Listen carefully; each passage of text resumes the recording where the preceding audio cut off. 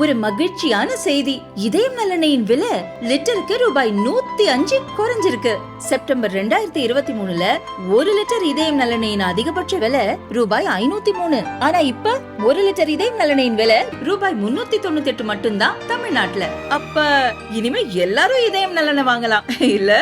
கட்சி நிர்வாகிகளால் மன உளைச்சலுக்கு ஆளாகி இருக்கிறேன். 2026ஆம் ஆண்டு சட்டசபை தேர்தல் முடியும் வரை கட்சி நிர்வாகிகள் யாரும் யூடியூப் சேனலுக்கு பேட்டி கொடுக்க கூடாது என விடுதலை சிறுத்தை கட்சி தலைவர் திருமாவளவன் தெரிவித்துள்ளார். கட்சி கட்டுப்பாடு என்பது மிக முக்கியமானது. வளர்ச்சியடைய கட்சிக்குள்ளே முன்னணி தலைவர்களிடையே முதிர்ச்சி வெளிப்பட வேண்டும். கட்டுப்பாடு பிறருக்கு முன்மாதிரியாக அமைய வேண்டும்.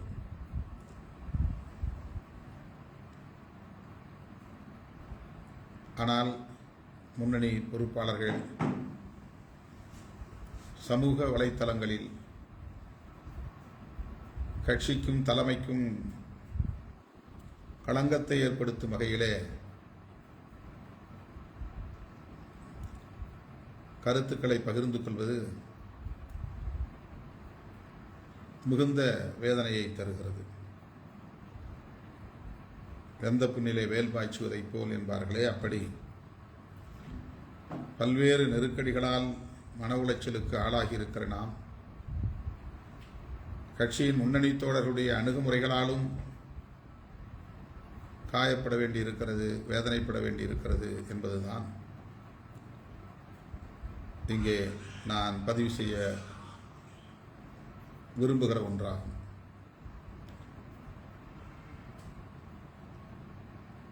நமக்குள் எவ்வளவு முரண்பாடுகள் வந்தாலும் கூட அதை சமூக வலைத்தளங்களிலே பகிர்ந்து கொள்ளக்கூடாது, பதிவு செய்யக்கூடாது. கடந்த 10-15 ஆண்டுகளாக இதை திரும்ப திரும்ப நான் சொல்லி வருகிறேன்.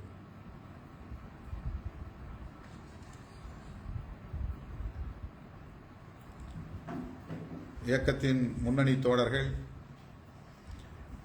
யூடியூப் போன்ற சேனல்களில் யாராவது பேட்டிக்கு அழைத்தால் அந்த சேனல் எத்தகைய பின்னணியை கொண்டது, அதை நடத்துகிறவர்கள் யார், என்ன நோக்கத்திற்காக அழைக்கிறார்கள் என்பதையெல்லாம் கணக்கிலே கொள்ளாமல், கருத்திலே கொள்ளாமல், ஏதோ ஒரு வாய்ப்பு தருகிறார்கள் என்கிற அடிப்படையிலே எதையும் சீர்தூக்கி பார்க்காமல் உடனடியாக அதற்கு இணங்குவது, அதிலே பங்கேற்பது, அவர்களின் இடக்குமுடக்கான கேள்விகளுக்கு பதில் சொல்லும் நெருக்கடிக்கு ஆளாவது என்பது கவலைக்குரியதாகும். சேட்டலைட் சேனல்ஸ் என்கிற தொலைக்காட்சிகளாக இருந்தாலும், யூடியூப் சேனல்ஸ் என்கிற அந்த வலைத்தளங்களாக இருந்தாலும்,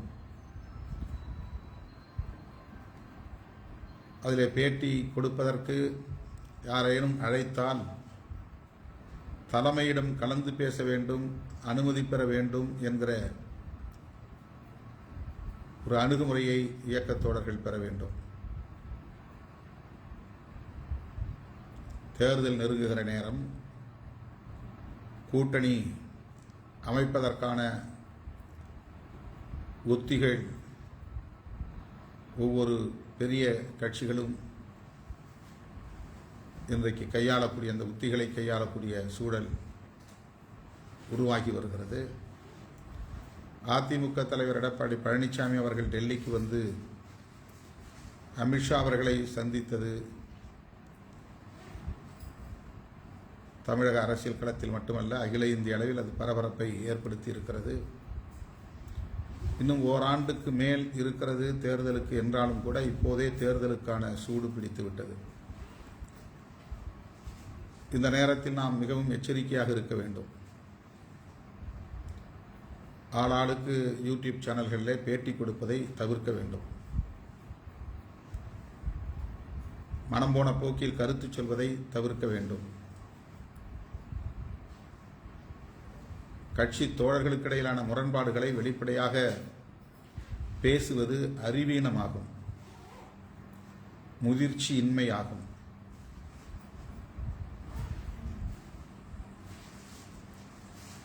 எனவே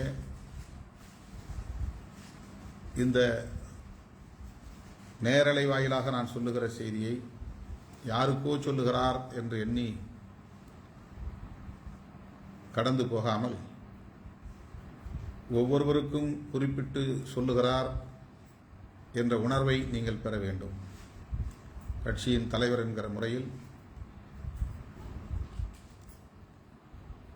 இதை சொல்ல வேண்டிய ஒரு கட்டாயம் எழுந்துள்ளது. ஒவ்வொரு தனிநபருக்கும் நான் தொடர்பு கொண்டு இதை சொல்லிக் கொண்டிருக்க இயலாது என்பதனால்தான் ஒரு நெருடலோடு தான் இதை நான் சமூக வலைத்தளத்தில் அல்லது முகநூல் நேரலையில் பதிவு செய்ய வேண்டிய சூழலுக்கு ஆளாகி இருக்கிறேன். எனவே யூடியூப் சேனல்களில் பேட்டி கொடுக்கிற தோழர்கள் பொறுப்புணர்வோடு நடந்து கொள்ள வேண்டும், அல்லது சட்டமன்ற பொதுத் தேர்தல் முடிகிற வரையில் பேட்டி கொடுப்பதை தவிர்க்க வேண்டும்.